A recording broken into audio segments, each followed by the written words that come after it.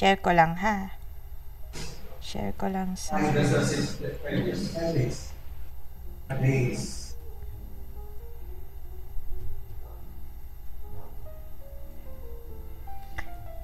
I'm sorry. I'm under the weather tonight.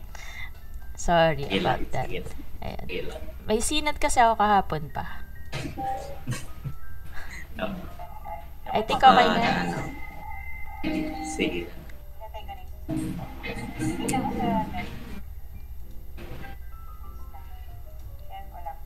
Goods na ata to.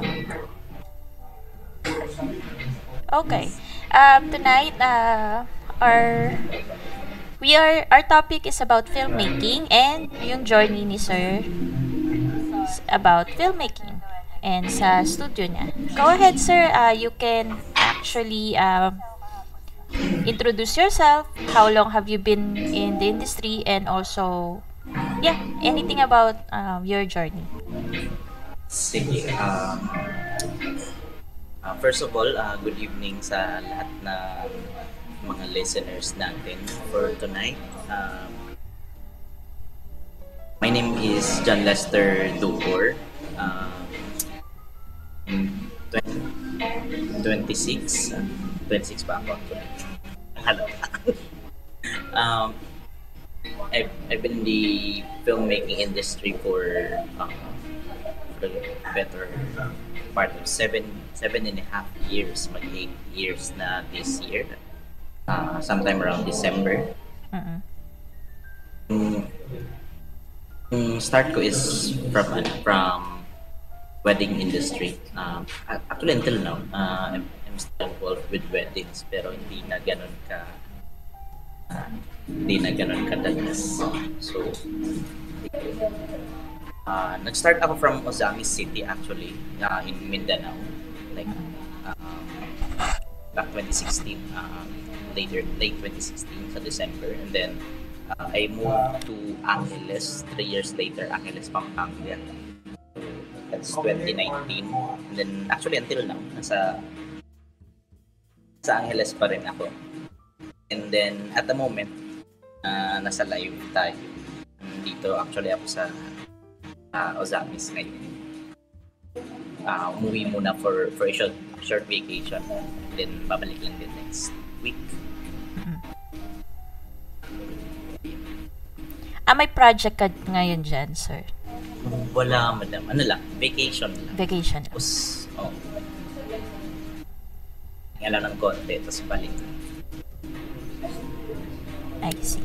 Do you mind sharing your work, sir? Kahit mga glimpse lang, konting clips, gano'n. Para lang makita nila. Ganun. Sige. Actually, andito yun.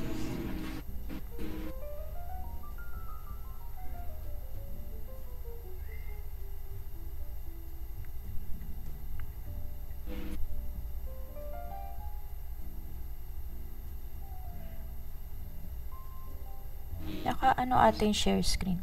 Ayan, meron pala. May button naman. Meron ako share.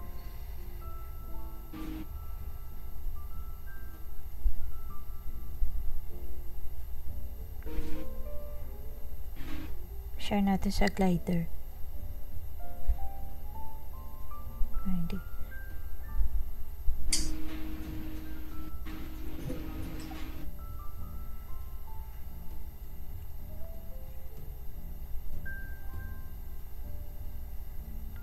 Pwede share.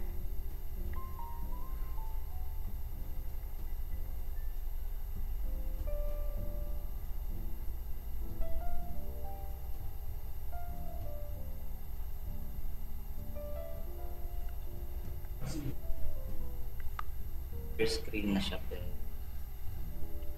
ano na. Teka, watch pero stream. Ayan. Naka-share na pala. May lumalabas. Loading pa lang po. Loading pa.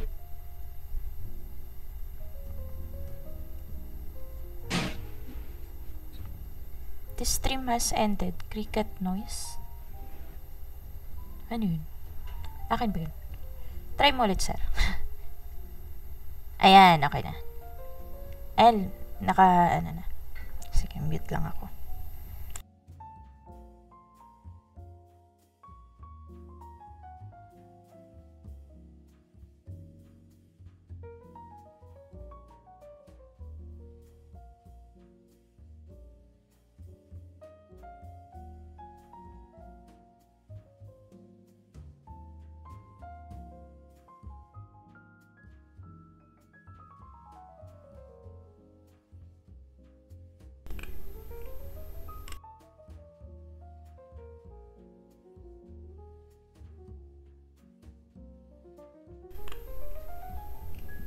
Wala siyang sound, sir.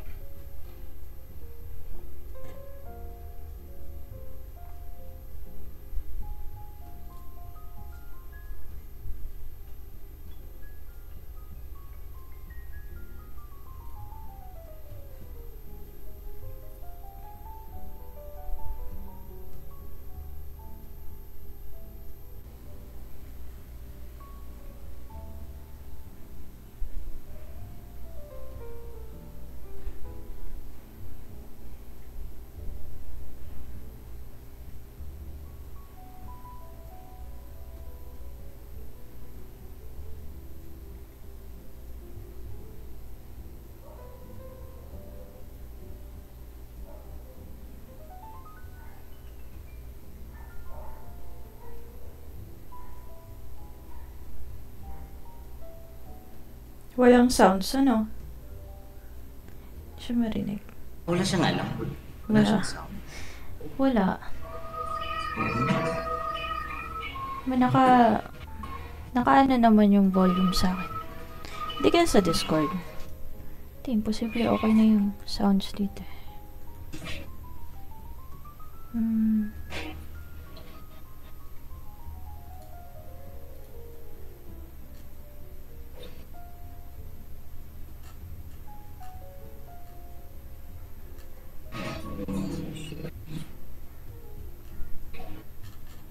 Anyway, nakikita naman yung video eh.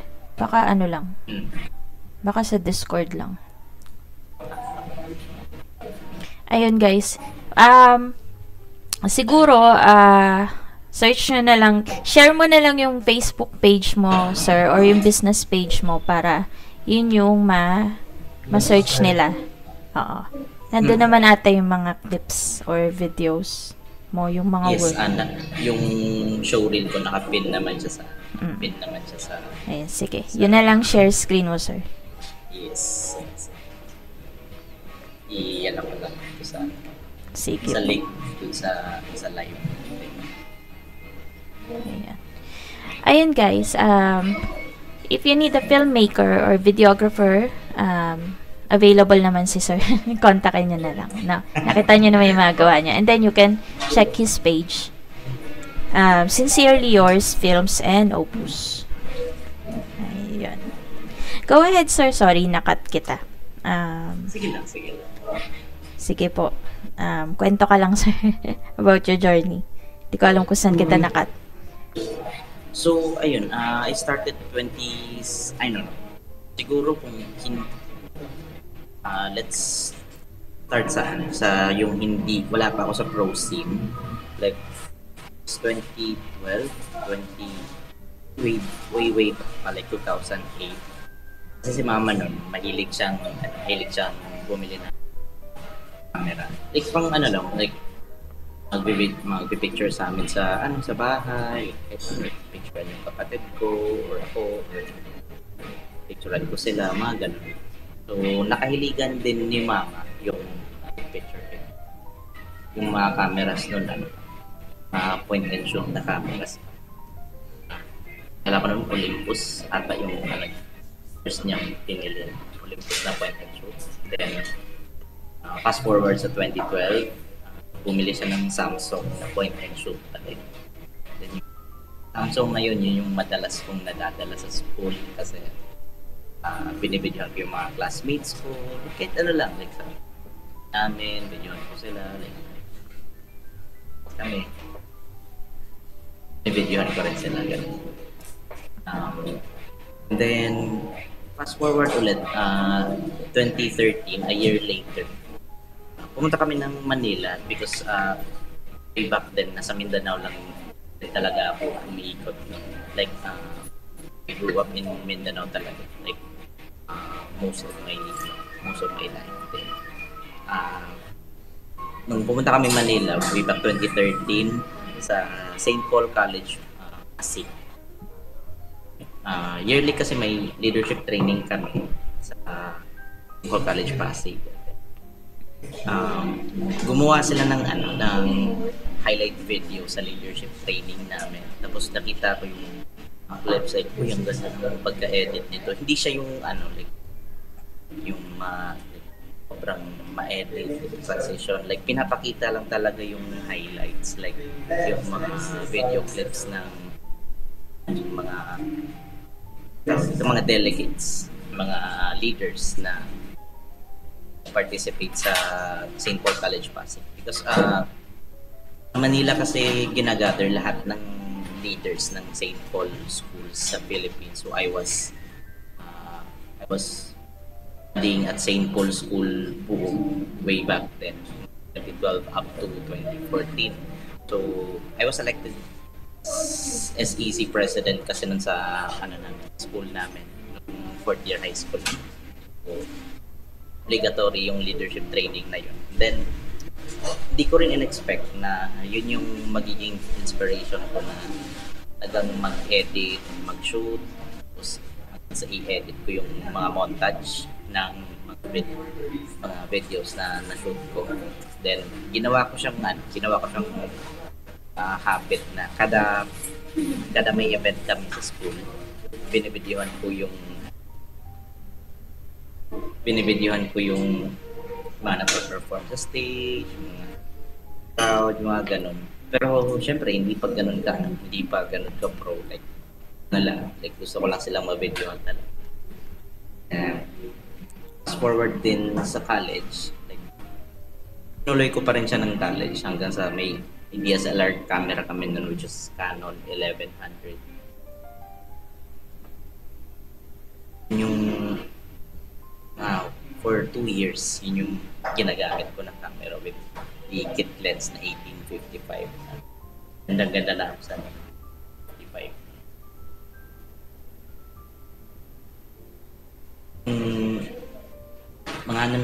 Mga activities din namin sa school, pinipicturean ko pa rin. Kasi nag-edit pa rin ako ng mga montage na nagustuhan naman ng department. By the way, I studied Bachelor of Secondary Education, major in Social Studies. So, Education Department ako nung dati nung college. Medyo weird siya kasi nga yung filmmaker ako, pero dati akong teacher, like soon to be teacher way back then. Actually, hindi ko din siya na-pursue yung course ko. Then, may mga projects kami, like halimbawa mga short films, mga ganun, pinapa-shoot and edit na.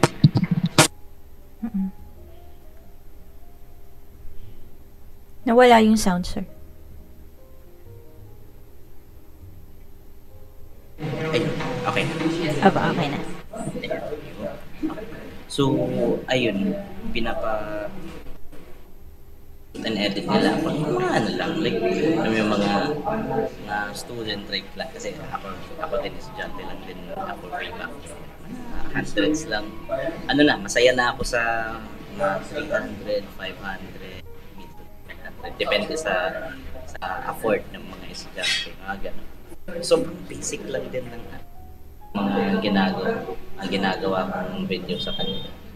Cut-to-cut lang mostly. Ever since kasi hindi rin ako hindi ako magaling din mag-edit, like may maraming effects, mga ganun. So talaga siya, hindi just strong suit. Cut to cut. Filming and editing yung gusto kong at gusto kong ine-edit. And then actually, yung course ko, hindi ko siya natapos. And then, nung nag-stop ako, 2 months din ako na natenga sa, like, tambay muna, ganito, like, talking to friends, mga ganun, like, for personal reasons din, kaya na-stop yung, third year college na ako, pero hindi ko siya natuloy second sem. Then 2 months later, in-approach ako ng isang photographer sa amin, sa local city namin dito sa Ozamis, si Archer. At actually dito siya, wala lang siya naka-headset lang siya. Mm.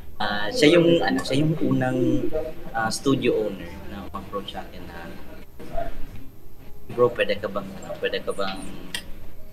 kante ka ba ng December? Kasi December, usually hot month talaga yan. Mga hot day, gano'n. Halos araw-araw may shoot. So, ayun. Hanap sila ng extra hands. So, punta sila sa akin. Like, sabi ko naman, sir, hindi na ako nag-aaral ngayon. So, na ako, like, bakante na ako. Pwede na ako mag-shoot. Pwede na akong lumabas. Para sa mga projects, sa mga shoots, wedding. Ayun. Inabsorb nila ako. Like, assistant ko lang, syempre. Like, learning the ropes, gano'n. Creating paano sila mag-shoot. And then, ang unang camera ko na nahawakan sa kanila is Canon 70D. Ay, no, 60D. 60D. And then, like, DSLR din na camera way back then. And then, shoot ako, like, second shooter madalas. Bandage, mga ganun, like, hinahayaan mo na nila ako na wala nga, kahit magkamali muna, sige lang, go lang, kasi may mga pros naman na kasama, sila muna yung sasalunan ang kabuuan. Ang SDE video, actually na pack nila agad ako sa SDE video na ako sa mga shooters. Pero hindi naman ganun ka crucial muna yung mga sinushoot kong clip as long as nag-shoot muna. Kumbaga, naging trial by fire siya. Ganun. Pero ano pa rin, like after nung nag-lay low yung mga hot dates, so pinapashoot nila ako ng pinapashoot, like, sige, set tayo ng shoot with model, with the model this and model that, or like fashion projects, like ano lang, like short films lang, kahit mga 30 seconders, 1 minute or may mabuo lang, then pinapublish sa Facebook. And fast forward mga 2017, medyo natututo na ako nun. Na gano'n na, medyo nag-improve na din na mag-compose, ganito, may control na mag-compose and mag-direct sa propose, and gano'n. And then, hanggang sa nag-improve din yung proper, naman din yung pera, like yung business na side. Medyo nag-earn na din tayo nun, like, since nakita naman na nila na improving tayo, so mas nababayaran na ako ng maayos. Pero around 2018 medyo well, andun like earning na rin, pero nakita ko yung struggle ko na hindi pa ako makapag-upgrade ng maayos. Kasi maraming siguro kasi maraming priorities, ganun.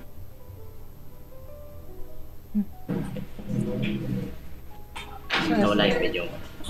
Nalobat na naman. Go ahead. Go lang, sir. Naka-RP kasi ako. Okay. So yun.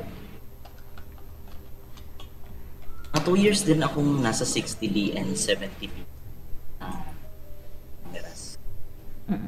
Yun, hindi siya. Like, yung iba, yung mga nakalibot sa akin, like, sila ng A6300, A72, paka A73 na. Still 2018, yung year after release ng 73 actually. So, yun, ako nasa 60D and 70D. So, somehow naman, like, hindi ko siya hinayaan hindrance sa improvements kasi somehow valuable rin ako sa company, sa studio, kasi like yung skills natin to communicate, to direct with friends, the couples, or minsan mga kasi mga beauty pageants namin, So, ayun. Mm, Parang almost ano siya. Almost a non-factor siya. Na yun yung gamit ko kasi parang tingnan nila kung ano na yung improve ko from the past. Pero personally, may anxiety din ako. Mm. Ganito pa rin yung gamit ko. Then 1 year later, 29, I decided after many considerations din, nag-decide ako move sa Manila. Not exactly sa Manila, sa Manila City, sa may Pampanga. Well, before pag-move ko, like nakapag-attend ako ng workshop sa Tuan City. Actually, from Manila yung workshop. Familiar ko sa shoot school. Shoot school videography, practical videography work. Yung kauna-unahang workshop. If familiar, Madam kina Sir Julius Olaya, kina Jamie Harris. Sila yung mga naging una kong mentors from Manila. Kung paano sila mag-work sa Manila, ganun. Na-realize ko din na marami kaming shortcoming sa pag-shoot. Like, kumbaga, sanayan namin na overdone yung weddings. Yung shoot namin na kinakomplicate namin. Hindi. Doon ko natutunan sa workshop na yun. Kumbaga, i-simplify lang pero maganda ka rin. Then, time came sa 2019, pag-workshop din ako ng isang workshop. Toto Villarreal, like Melicor, Uncomplicated sa UNC Batch 6. Yun yung workshop namin back then. Photography naman. Actually, nag-shoot din ako ng photo and video. Pero primary work ko yung video. Pero pag photo naman, like, marunong naman tayo mag-shoot. Mga photo projects. Parang ako hanggang ngayon. So, ayun, 2019, like, medyo tumaas din actually yung anxiety ko.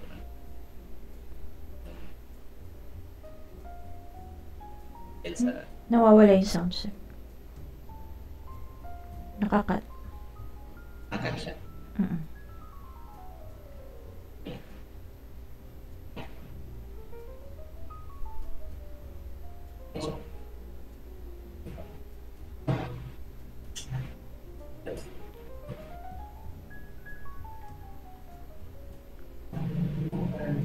Ayan, okay na. Kaya lang nakakat siya.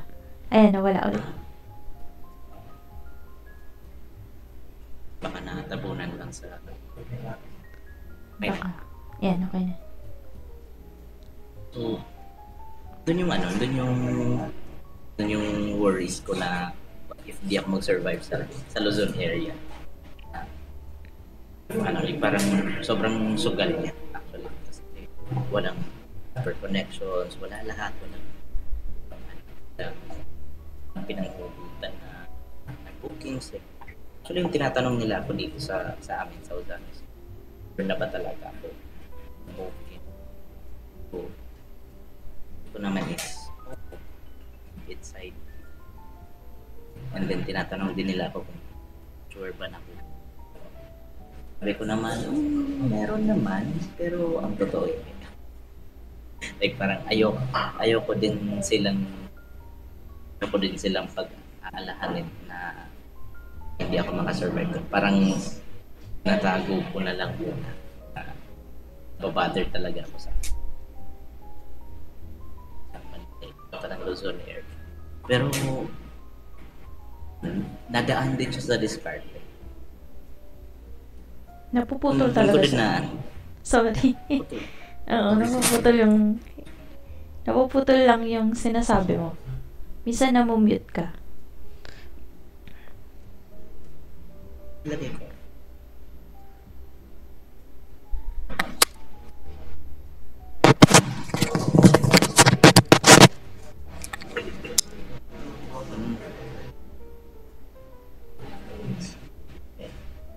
ngayon, binalik ko sa yan. Okay na siya. Okay na. Nawala ulit.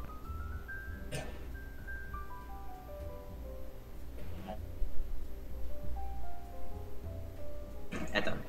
Okay. Actually, nung 2019 ko din na-discover yung live cam. Hanggang ngayon naman, dyan din naghahanap pa naman ng mga shooter. And rebranded na yan as major shooter of the Philippines. So that live cam. Shooter of the Philippines. Then, naghanap din ako sa ibang studios na freelance photographer, videographer na so, ayun, hanap ng work like freelance ba ako, creative, mag-live, gano'n. Somehow naman hindi ko pinabayaan na hindi ako masyadong familiar na talaga ako mag-shoot before sumalang sa Manila. Masyadong bring fears. Hindi ko naman siya wala. Ayun.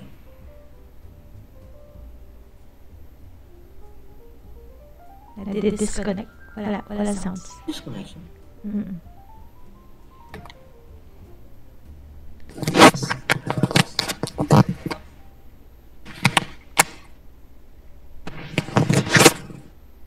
Eto, try ko ito isa. Ayan. Okay ba siya? Ayan. Ito na lang. buti dalawa yung mic. Daming mic. Oo, para may reserva tayo. Sige. Ayun, hanggang, actually nagpipick up na ng momentum na marami nang kumukuha sa amin. Kasi, actually may friend ako nung 2019 na taga-Ozamis din na technically sabay kami nag-move, pero siya, iba yung reason niya. Sasampasan na siya ng barko. So, stay muna siya sa Manila kasi yung agency, yung employment agency niya sa barko, habang hinihintay niya, mag-shoot muna kami. And then, ayun, somehow nagpipick up yung somehow demand namin sa mga nakakakilala at that time. Kunin kami as freelance na editor and videographer. Then, fast forward sa 2020, of course, pandemic. Alam naman natin yun, nawala yung momentum ng lahat.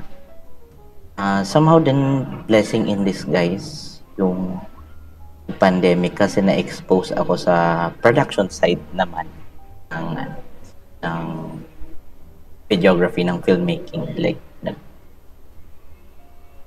Kumuha ako ng mga projects na nagsushoot ng cooking show, mga ganun. Actually, cooking show yung una kong naging project sa pandemic. Kinuha lang din ako kasi ang reason nila nun is they need someone from Angeles, and then Angeles City din yung location ng shoot. At that time, stricto pa rin, pero pwedeng mag-shoot ng mga ganun dito doon sa Angeles City. Mga ganong production, mga ganong segment. Basta sa may COVID test lang, mga ganon. Basta may anong tawag nila doon? Yung quarantine pass pala. Nakalimutan ko na yung mga ganon. Tagal na rin ganun kasi. Ganun din ginagawa namin dati. So, ayun, hanggang sa may mga directors din na mga nakita din sa trabaho natin na message sila, uy bro, pwede ka bang mag-cam up sa shoot ko, like mga ganito, like mga short film, minsan na sa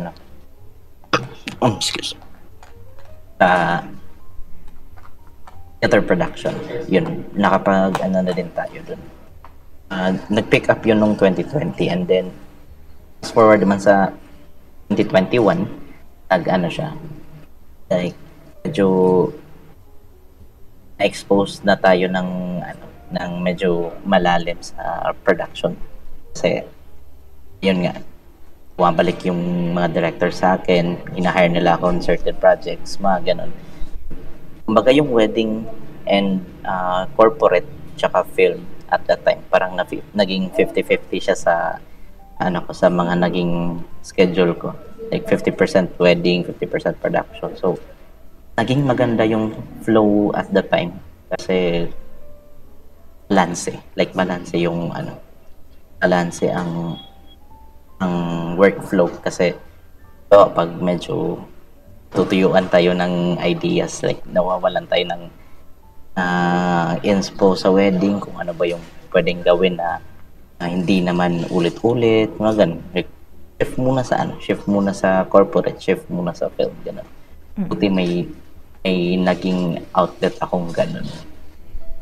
So, hanggang ngayon actually, ganun na yung ano niya, ganun na yung naging flow ko. Pero yung wedding, like, sabihin natin once every 2 or 3 months siguro, yung wedding ko na shoot ngayon, like sobrang ano na niya, sobrang dalang na niya na sobrang dalang niya na ano sa akin, depende na lang talaga kung yung mga studio ang maghahanap sa akin na magpa-shoot ng weddings.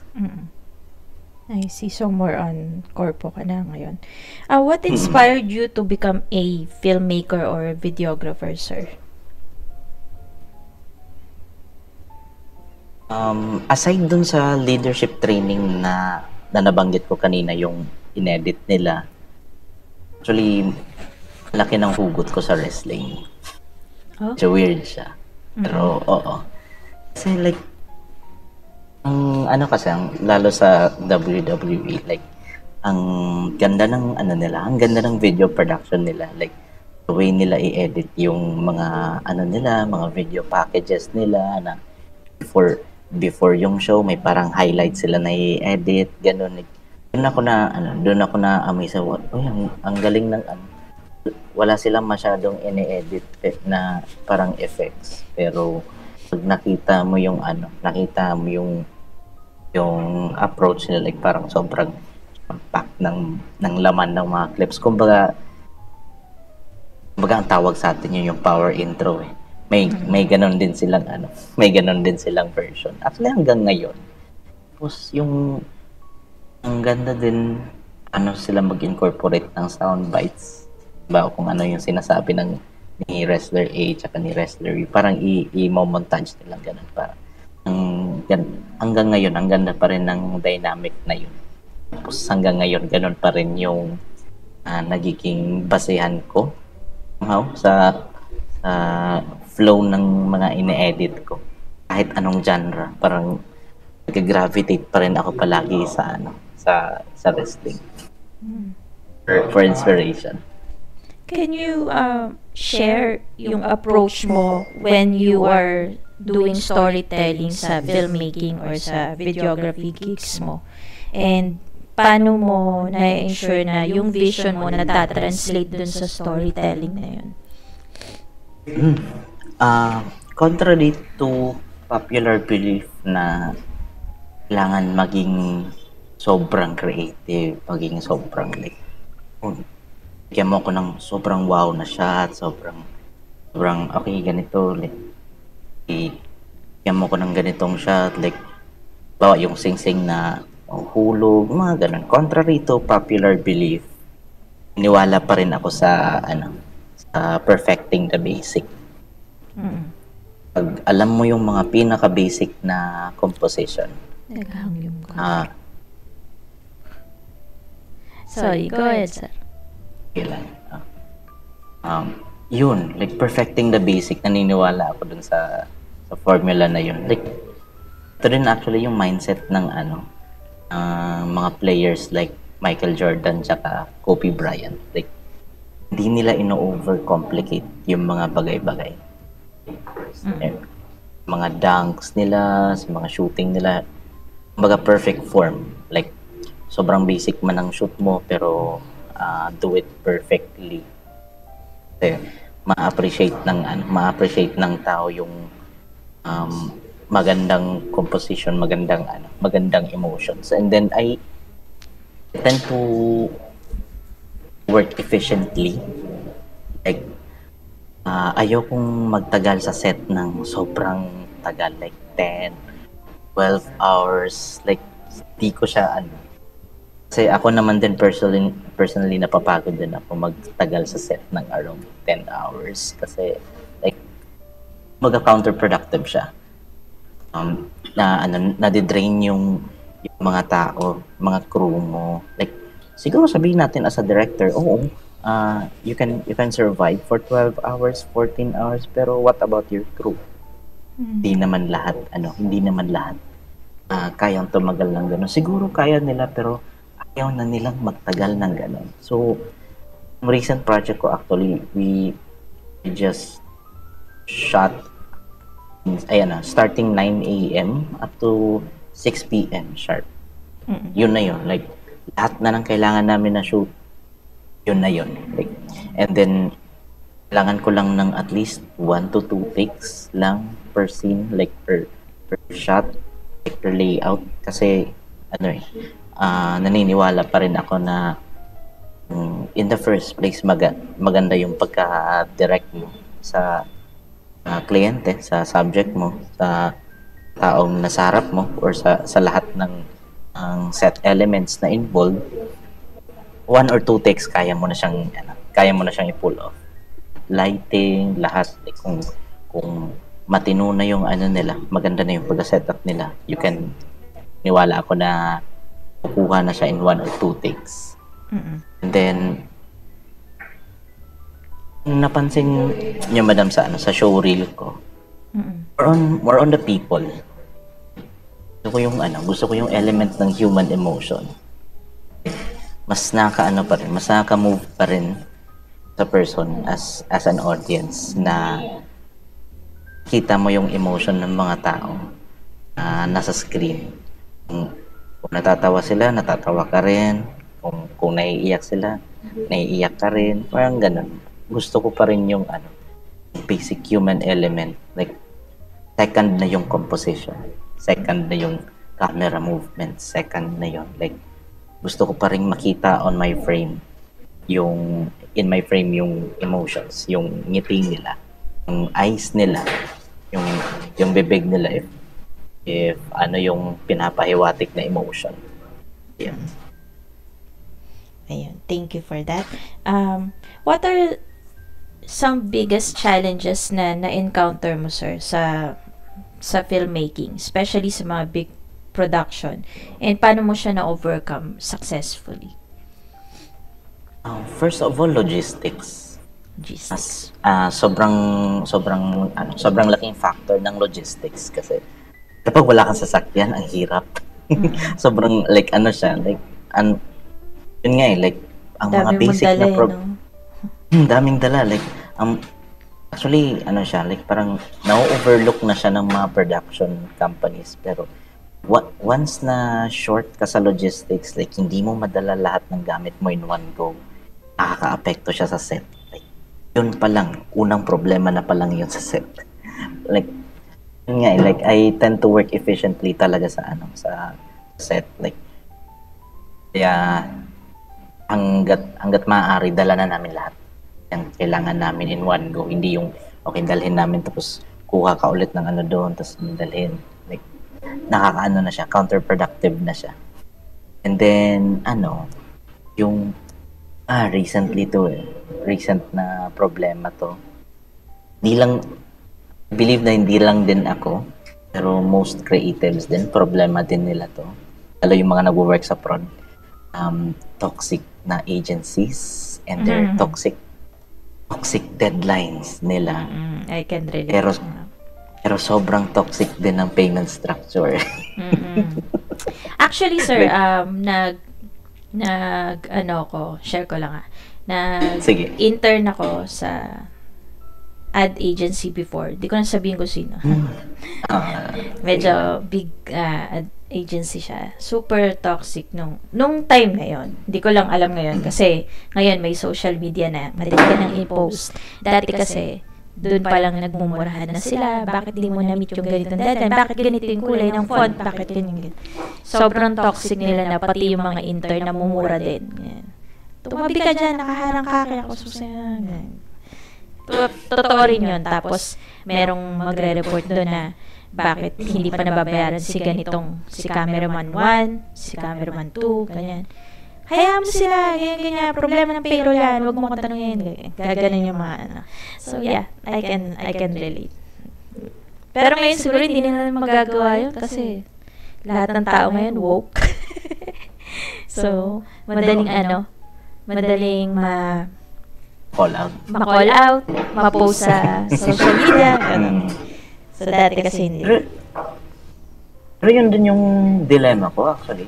Like, parang masyado tayong mabait minsan. Like, hindi natin, ayaw ko na ng gulo. Like, bawa pag hindi nagbayad sa agency A, sa agency B, like, parang tinitiis. Ay, yun naman sa tinitiis. Like, parang I still follow up.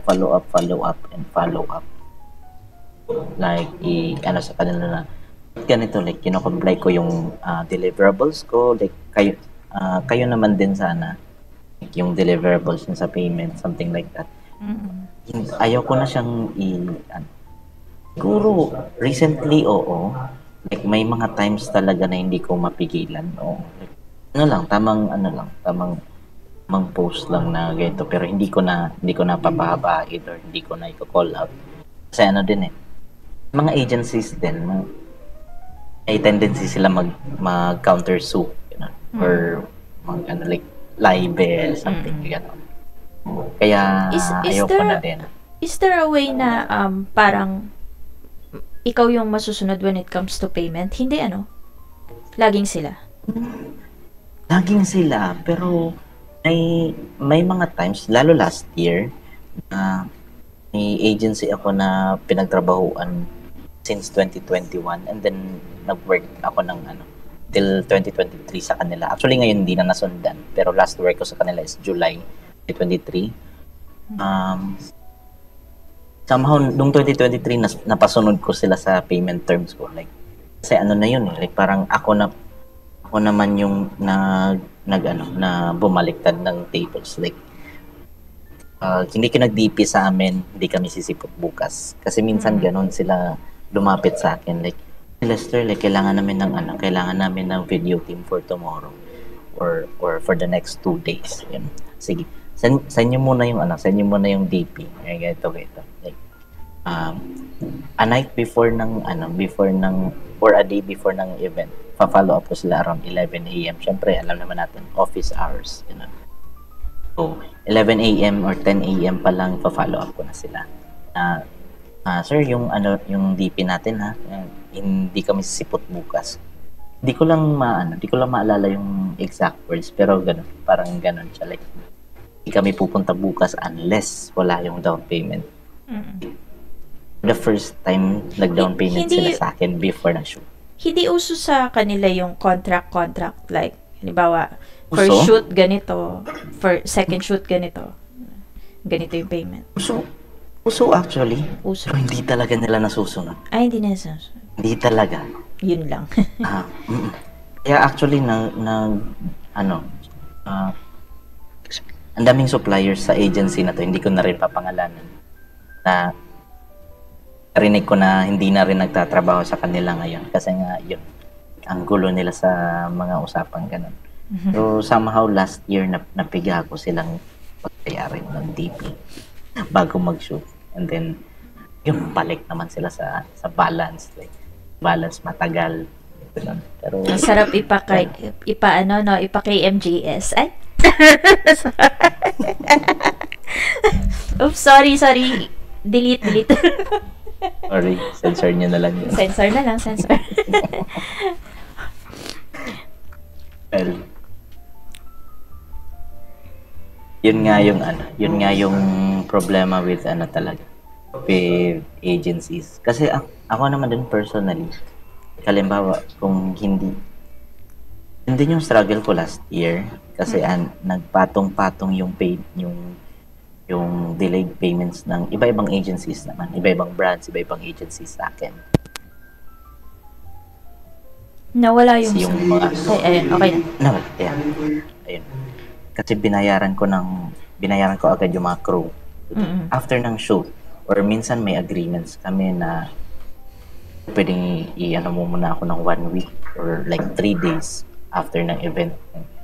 Before shoot, may agreement naman kami, gano'n. Pumapayag naman sila. Then, yung tinatry ko talagang pigain yung sa personal budget ko actually.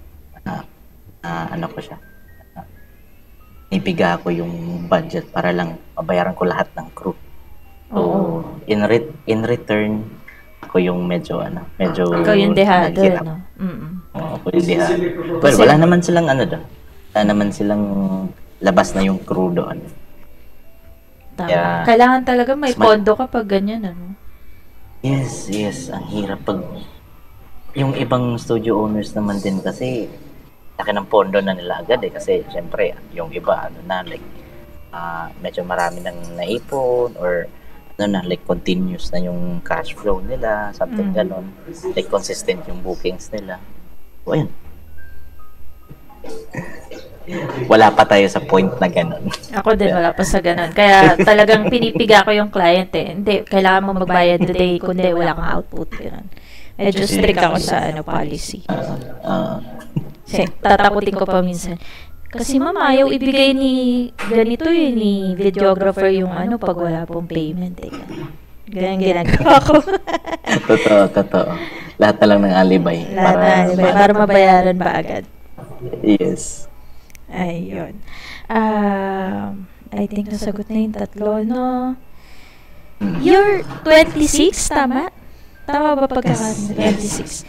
So, do you think you will be doing the same thing pag 50 years old ka na?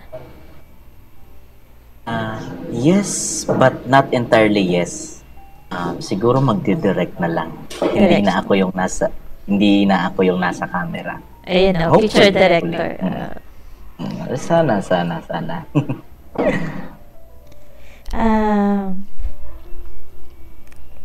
So this year, kasi ako, parang recently lang kita naging friends sa Facebook. So, yearly kasi, nagpo-post ako ng what I've learned sa business ko, parang once a year, ganun. How about you? What have you learned this year about your business, about your filmmaking journey? Kumbaga, not all clients will be my clients. Yun yung ko. Actually, matagal ko na siya. Wala. Ayun, okay na. Ayan, okay. Wala. Actually, nag-off bigla. Ayan, okay na. Okay na. Ayan. So, ayun. Tanggap ko naman na hindi talaga lahat ng potential clients, lahat ng inquiries, hindi magiging akin. Bali, kumbaga, hindi sila babalik.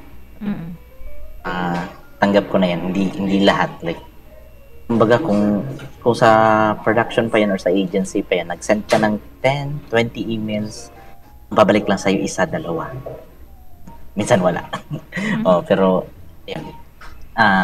Ko na siya, tanggap ko siya na ganon. Pero, grind pa rin sa pag-market, sa nagalingan sa bidding phase ng mga production. And then, may mga natutunan ko rin is mga clients talaga na tailor-made sa work ethic ko. Like, kumbaga kung gusto nila yung mabilis magtrabaho, yun yung mga nag-gravitate sa akin. And then, may mga clients din na kumbaga nagiging personal friend ko na rin. Like, friend ko sila sa Facebook, and then minsan kung may gatherings, ini-invite nila ako, mga ganun. Mga clients. Nawala ulit. Okay na. Ayan. Ayun, so may mga clients tayong ganun na nagiging natin, like personal friends na natin. Kahit minsan walang shoot or walang project, in-invite ka nila for an event, mga ganun, o for Or like ano lang, like just simple hangout lang. Ganun. Yun din yung isa sa mga na ano ko, natutunan ko na to create a personal bond with my clients. And then exploring more genres ng filmmaking. Nakatulong din siya sa business namin somehow. Hindi magstick sa isang genre like short film or then branch ka ng music video and then branch ka din ng real estate. Especially ngayon, uso reels, no? Sa mga corpo. Yes, uso siya. Magandang gig din siya eh. And then lately nagiging uso din yung content creation like sa weddings. May yung may sarili silang photographer. Yes, photographer tawag nila. Kasi ang rational naman nila is na-upload nila agad. Same day. Na-upload nila same day. Tapos isa pa, na-upload nila for TikTok kasi naka-vertical na. Kasi yung camera natin, tilt pa natin na ganun ng vertical. Yes, oo. So, why not, diba? Like, gawing challenge din ng iba na sige, may separate tayong na vertical na videographer for this one. Yun. Like, why not make it a challenge? Ganun. True. So, ayun. Yun yung mga naging learning ko sa business ko this year na hindi talaga lahat ng malapit na clients ay bumabalik para i-hire ka or i-book. Totoo yun. Ay, may question pala dito. From UK, si Sir Jordan mga Zuniga. Hi, sir. And shout out to Sir Eves. Sir Eves, i-message kita later or tomorrow about dun sa natin, schedule. Anyway, from Jordan, dito sa UK, unstoppable ang booking kapag mura ka. Pero pag mahal ang rate mo, super tagal ng booking. Hehehe. Pero may mga willing magbayad ng high rate basta quality ang output. Now, I have a question po. Ano po ang suggestion nyo po sa akin? I will stick ba sa high rate which I can provide the high output or bumaba ako ng rate to get more clients kasi mura po ang rate? Sige, ikaw muna, sir. May sagot ka dyan, madam. Yeah, ako. Sige, ikaw na. Lately, hindi. As much as possible, ayaw kong ibaba yung rates ko. Like, pwede ko siyang bend, pwede ko siyang ma-stretch, pero to the point nga yung general na rates, yung mga nakikita natin sa Facebook, yung mga sumisisid ng rates, gano'n. Kasi ang reasoning ko, since dati pa, halimbawa, may shoot ka, 20 days, straight 20 days yun. Tapos yung PF mo, let's say, around 5,000 per day. And multiply that 20 times 5, that's 100. Kumbaga, iniisip mo, may 6 digits ka. Yay, 6 digits. Pero wala. Nilagnat ka na. Ganun. Kasi straight eh. Like, araw-araw may shoot. Araw-araw may shoot. Kumbaga, tapos, unlike sa, pag tinaasan mo yung rates mo, let's say lang mga siguro 30, 14, kumbaga sa isang shoot may 30, 40 or medyo mataas pa like 60, 70 per shoot, like per project, ganon.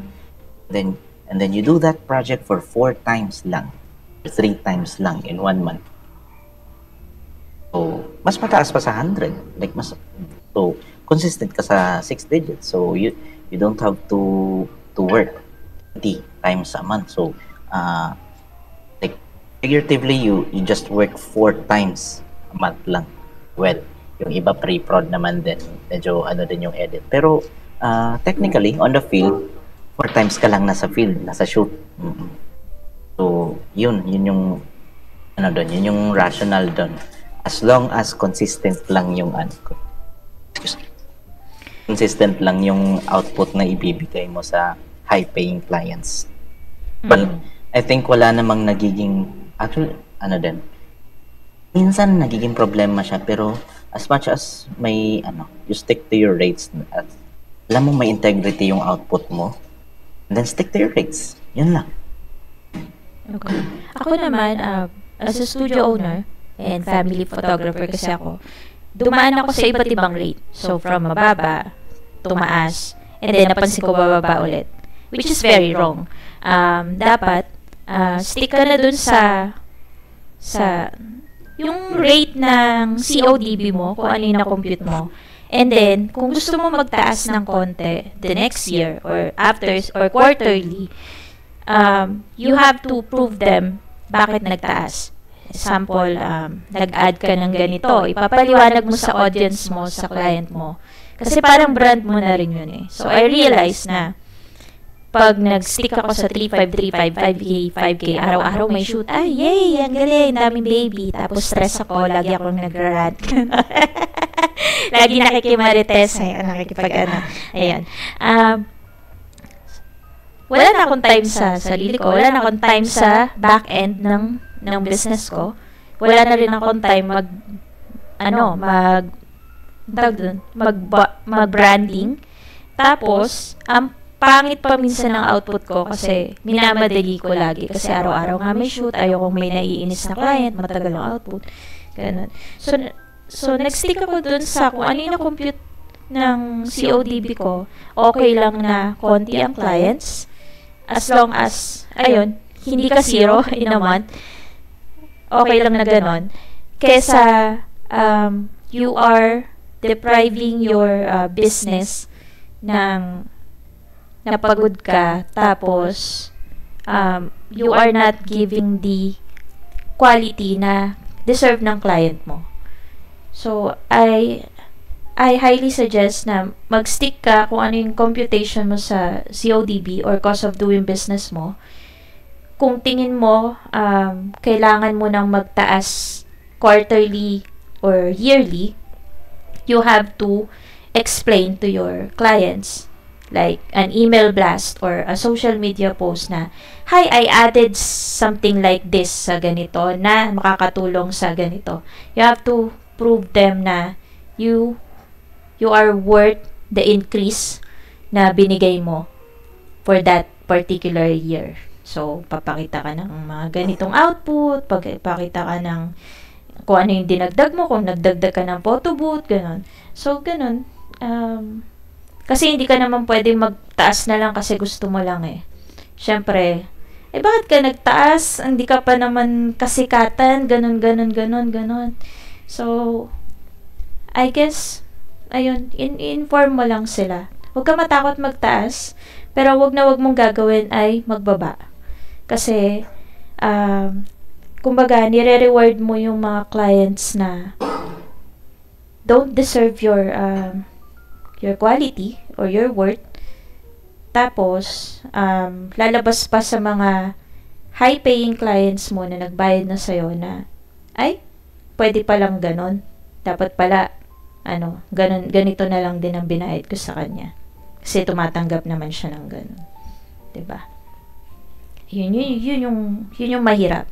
Kasi mako-question ka din ng past clients mo. Bakit may ganito ka ng promotion, 1.5, ganun. Or, ba't may 3.5 ka na ngayong month, and ang sinil mo sa akin, 8K last month, ganun. So, maka-question ka nun, diba? You have to be consistent in your pricing, and you have to explain why you increased a price, ganun. Wag mo lang gagawin yung atras abante kasi nagawa ko na yan nung first year ko. Kasi nga, nag-aano pa ako nun, experiment kung ano yung babagay sa market ko. Syempre, sa provincial ako eh. Sa Cavite ako. I'm not sure sa UK kung ganun din. Pero, alam ko may kilala akong podcaster dyan sa UK. Nakalimutan ko yung name. Ano ba name? Rachel something. Hindi talaga sila nagbababa ng price. Kasi, yun nga. Parang turn off nga sa mga clients nila yun. Ayun lang, sir. I hope nasagot namin yung question. May nagpapa-shoutout dito. Hi, sir. From J-Rex Recto. And then, si Sir Dave Adler de Monte. Hello, Madam Q, watching from Palawan. Hello po, sir. And hello sa mga taga Palawan. Ayun. Nasagot ba namin, Sir Jordan, yung question? Teka. Sana. Hindi ko ma-refresh sa OBS. I hope nasagot namin.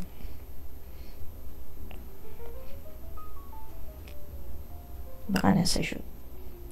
Minsan kasi si Sir Jordan, nakikinig lang yan habang may shoot. So, sa UK. Review niya mamaya. Yes, madam. Makes sense po yung sagot niyo, madam, at ni Sir. Ayun. Ayun, nasagot naman. Ayun. Sir Jordan, filmmaker po si Sir. So, if you want to know his rates when it comes to editing. Kasi alam ko naghahanap siya ng yun, message nyo lang po si Sir John. Alam ko naghahanap siya ng mga editor dito sa Pinas. For UK weddings, ganun. More on events ata siya sa UK. Oh. Okay. Nice. Ayun. Going back to sa what have you learned in your business this year? Do you have other things na gusto mong share? Yun, like more on revolving lang talaga sa part na yun. Like going back din sa sa rates naman, like nasa tao kasi siya, like halimbawa, like what makes you unique sa client mo, like but anong justification but ikaw yung kailangan niyang kunin. Minsan it's about the person, like it's about how you communicate with your clients, it's about how you present yourself to your client na okay, ito yung advantage ko, ito yung edge ko compared to others, like yan yung yan yung parang unique ko na character, unique trait ko para sa when it comes to directing or shooting, something like that, para kunin ako ng clients or para ma-justify ko yung rates. Ganun. Hanggang ngayon naniniwala pa rin ako sa ganun. Kaya may mga clients pa rin ako na since 2019 na bumabalik pa rin sa akin somehow para sa ibang mga shoots nila, ibang events nila, ang production na shoots naman nila, ganun. Oo, sa mga sa mga bumabalik, parang sa atin yan, compliment Yes, sa atin yan. Totoo.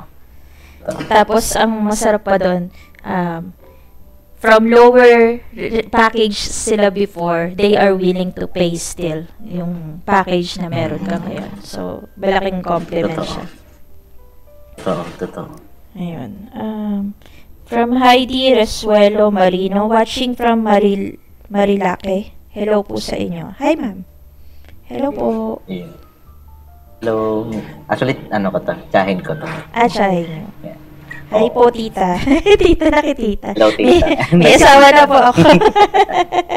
Nakitita ba? Ayun, sabi ni Sir Jordan, yes sir, PM kita if ever po. Salamat. Back to shoot muna. And more power sa inyo. I'm listening lang po. Yun. Pag may shoot yan, nakikinig lang siya. What else? Do you have tips sa mga newcomers sa filmmaking industry? Like suggestion habang nag-start sila? Siguro I suggest na shoot lang talaga ng shoot ng iba-ibang projects, iba-ibang genres ng projects, like short film, fun shoot na portraits, mga ganun. Like, huwag kayong mag-start agad sa events kasi parang ang nagiging labas kasi ginagawang playground yung events, yung baguhan. Tapos pinapa-justify na nila na, okay, ganito na yung rate ko kasi nakapag-shoot na ako ng event, ganito na yung gamit ko. How about your skill? So, tapos shaky naman yung shaky yung video, yung output.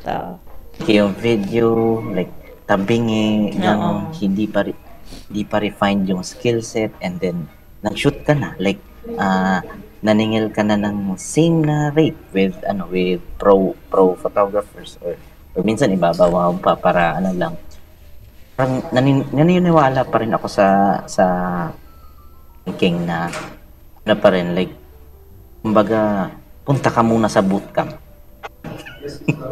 Like, hayaan mo muna yung mga pros talaga to play with the actual real world na scenes, real world events, mga ganun, real world na productions. Kasi nag-backfire din, halimbawa, bago pa, tapos mga rookie mistakes, of course, lumalabas yan.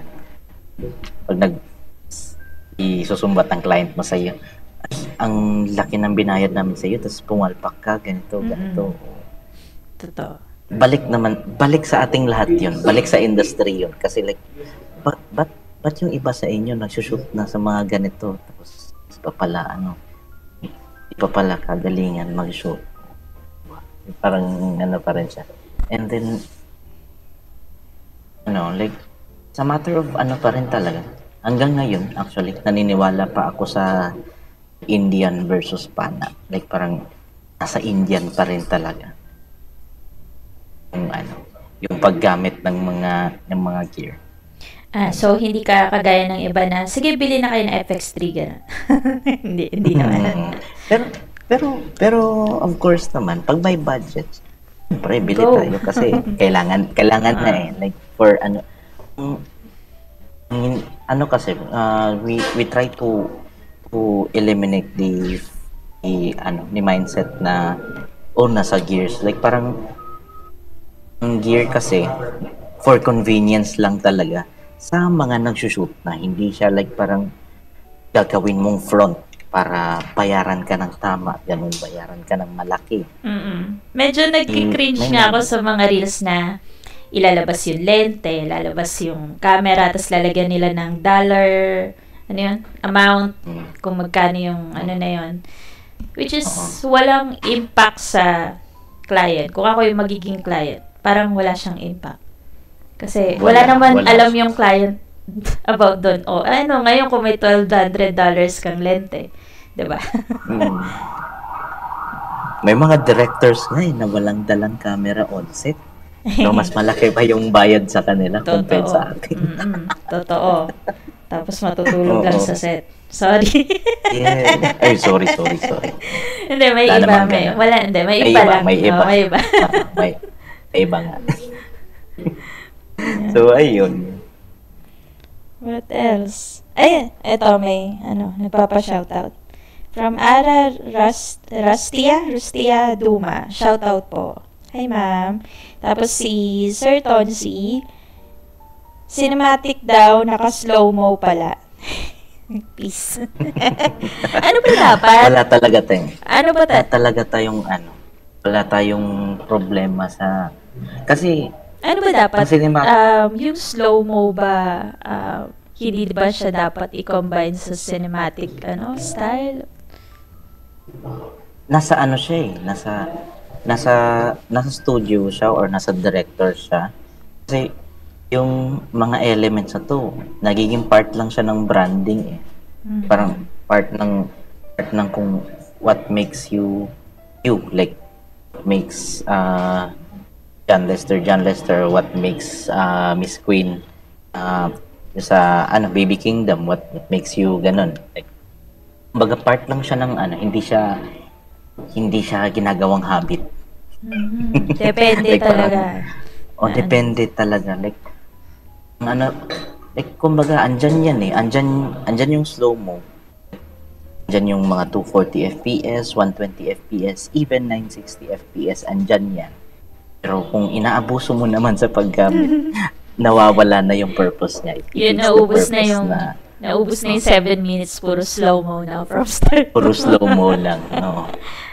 Unless, kung intentional siya, like, halimbawa, yung gusto mong like, slow-mo ng mga running cars, yung mga tumatakbo, yung mga ganon.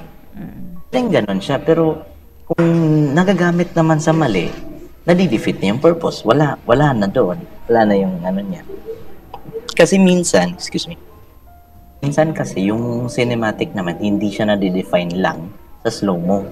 Hindi siya na-define sa silhouette, hindi siya na-define sa harsh lighting. ano lang siya like it's a part lang. Kumbaga, yung, yung silhouette, yung shadows, parang kumbaga 20 or 30% lang yun. The rest is kung paano yung directing process, paano yung emotions na kino-convey mo sa film. Hindi lang siya about the composition. Kumbaga, maraming elements ang concern kung bakit cinematic yung shot, cinematic yung buong film. Like, may mga daylight naman na mga scenes, so kino-consider pa rin nila as cinematic. Bakit? Eh, like, yung shot, yung emotion, yung intention ng director, yung intention ng actor, andun. Hindi lang siya a matter of how it was shot, kung paano siya inilawan. Wala siya doon, like, sama lahat yun. Siya. Kumbaga, isang ano na siya ng production. Cohesive siya. Kabuuan siya. Like, some of its Hindi- parts lang yung shot. Hindi porke madilim cinematic na, hindi pwede mag-green Yes. cinematic na gano'n. Tama naman.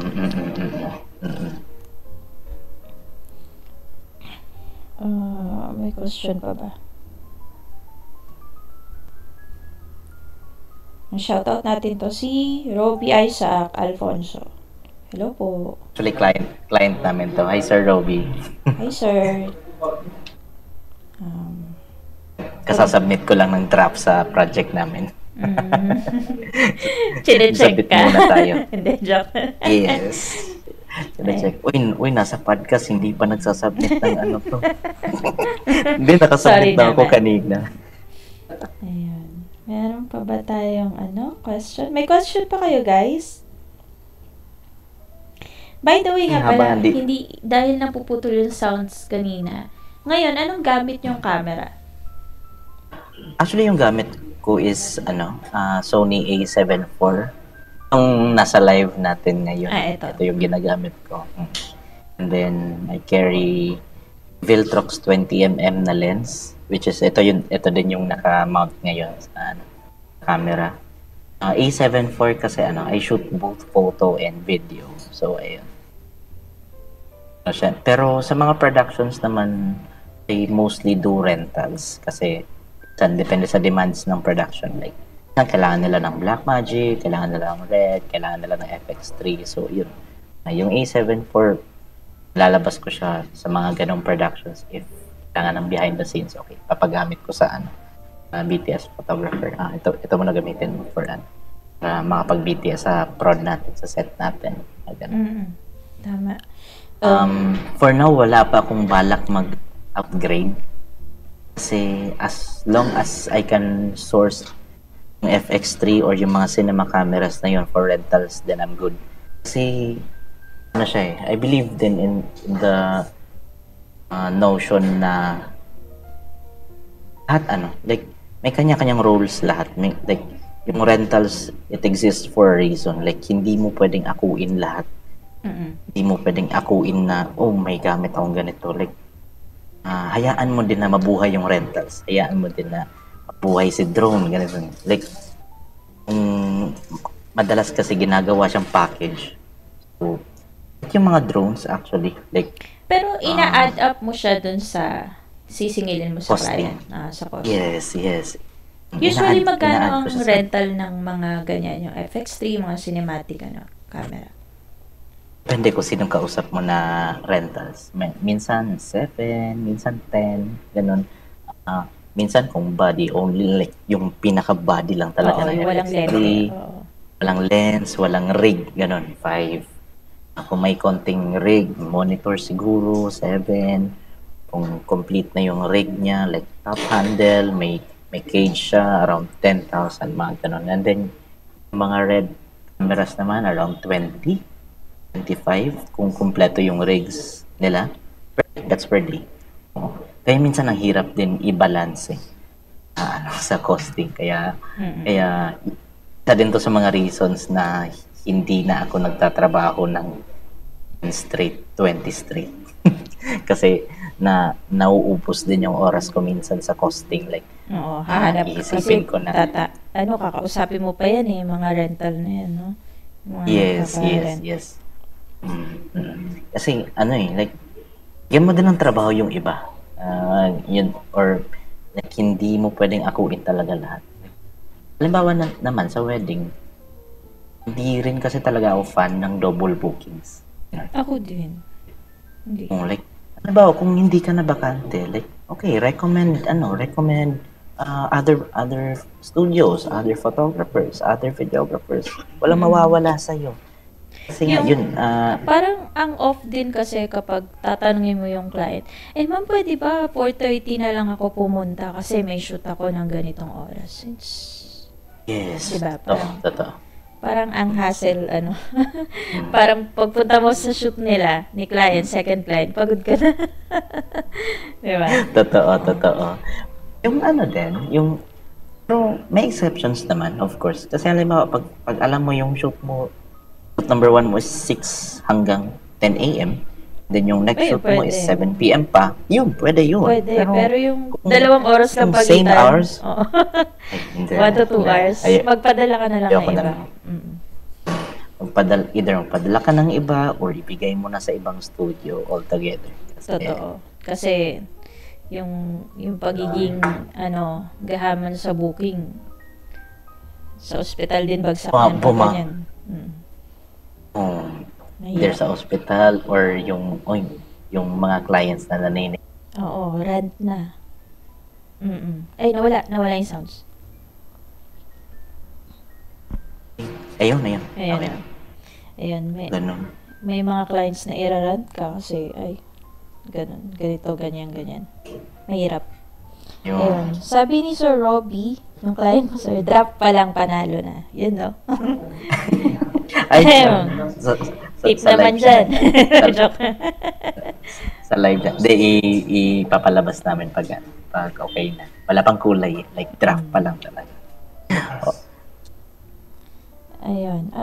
May comment dito actually. Sige, Sabi madam. ni Sir Tonsi, maganda kasi sa Manila or NCR, maraming pwede makuna ng gamit. Dito sa amin sa probinsya kasi wala. Kailangan mo talaga bumili. Kaya malaki investment dito sa amin. Ayun lang. Mahirap. Totoo naman. Depende rin talaga sa lugar. Depende sa lugar. And then, Manila naman kasi is, doon yung productions, and doon yung films. Kaya, yun, like, nabubuhay din yung mga rentals doon. Kasi, if wala talaga, edi wala. Like, natin ipipilit na kapag renta ng gamit, like, kailangan mo talagang bumili. Kasi naman sa, probinsya naman din, wala naman ding gaanong mga productions, mga short films, mga ganun. Kaya, hindi na rin siya nakitang need or hindi na rin siya necessary para mag-upgrade ng ganong gamit. Wala pa naman sigurong big production doon unless dadalin mo yung big production sa province, di ba? Yun, oo. Ganun naman madalas yung case. Dinadala mo yung big production sa probinsya. Si Sir Tonsi ulit. Kung kayo, sir, usually, ano recommended nyo? BMPC or Sony FX3? For convenience, FX3 pa rin. For convenience sa lahat. Convenience sa focus, sa availability ng mga lenses, ganun. FX3 at A7 III, A7 IV parehas lang eh. Parehas lang yung kailangan na lenses. So, in a way, hindi mo na kailangan mag-source out ng another set of lens para sa FX3. Siguro, for mas filmic na quality, like, parang kung gusto mo yung medyo parang film-like na quality, you can go for APCC. Kasi like, marami ding lenses. Yung iba yung dynamic BCC range. is Blackmagic. Blackmagic. Yes, Blackmagic. Siya? Iba din yung dynamic range, iba din yung color science ng Blackmagic compared to compared to Sony. Kasi sa Sony naman, hirap batakin ng highlights.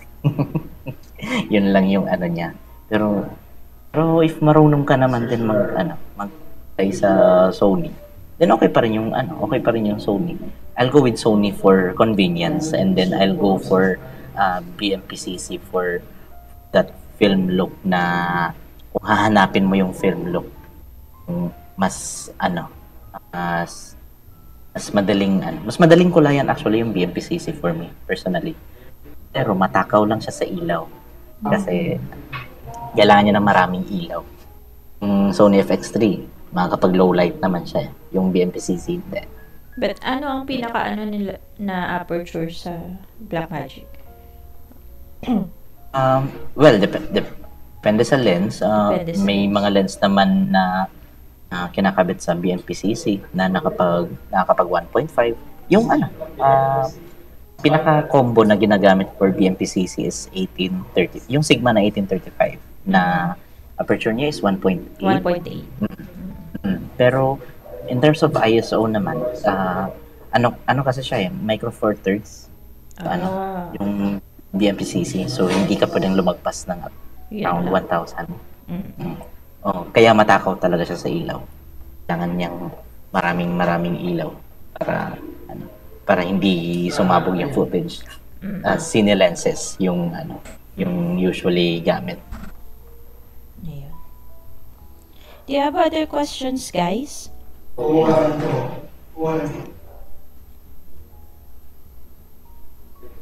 I guess wala na atang question.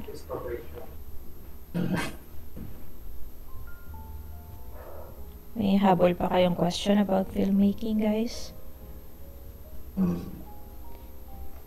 Alright, so kung wala na, ayun. Why filmmaking, sir?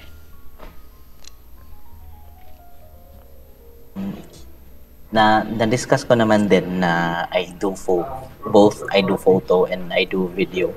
Pero I love video more kasi I love seeing moving pictures. Like mas gusto ko yung gumagalaw yung emotions, gumagalaw yung subject. Like it moves me personally din. Like pag nag-i-edit may medyo nakakahiya siyang aminin, pero pag nag-i-edit ako minsan like parang halimbawa pag emotional yung scene, minsan naiiyak din ako ganun. Parang para kasi Sir Eugene. Ayun, parang ninanamnam ko yung scene na to the point na may iyak din ako sa scene na yun, or sa part ng wedding, or sa part ng short film, gano'n, or sa part ng campaign na medyo emotional, medyo naiiyak din tayo sa mga gano'n. So, I laugh, cry, or be mad of scenes that call for it. Nice. Ganda na. Ayan. I guess okay na 2 hours, 30 minutes. I guess that's it for me. Thank you so much po sa pag-join and pag-volunteer po na makasama dito sa podcast and discussing filmmaking and your journey na rin. And I hope makatrabaho kita, sir. Yes, hopefully, madam. Hopefully. Medyo malaki yata TF mo. Saks lang. Saksa lang. Ayan. I hope makatrabaho kita. I will include your page and your work sa replay. And also, yung work ni sir ay nasa comment section na rin. Click nyo na lang, guys. Ayun. Thank you so much, sir, sa pag-join. And sorry, a bit late kanina. Medyo talaga masama yung pakiramdam ko today. Ayun. Okay. Thank you so much and you have a great night. Bye. Thank you, madam. Good night. Bye, guys. Thank you for watching. And